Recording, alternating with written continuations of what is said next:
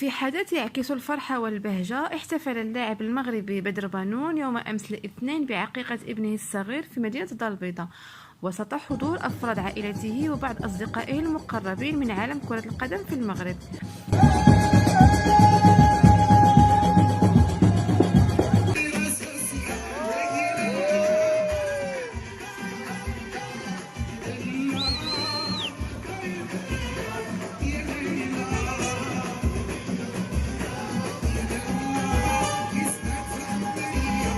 ابتسامة السعادة والتألق سيطرت على الأجواء، ولكن كان هناك لمسة رائعة أضفت سحرا إلى الحفل، وهي إطلالة زوجة بدر بانون غزلان.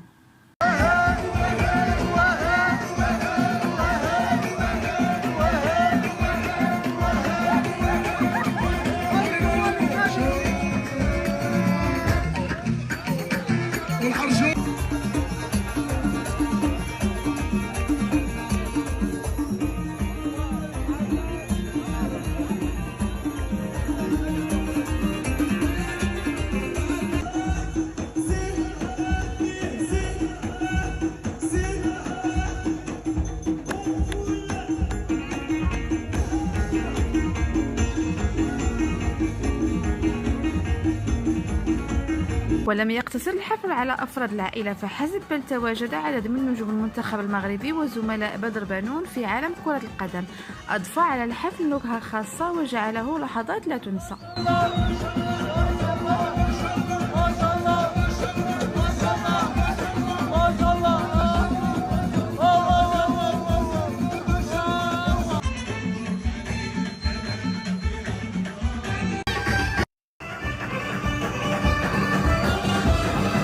استمتع الحضور بأجواء الفرح والسعادة، حيث تبادلوا الضحكات والأحاديث الودية ورقصوا على إيقاعات الموسيقى الشعبية المغربية التي تعكس الروح الأصيلة للتراث المغربي.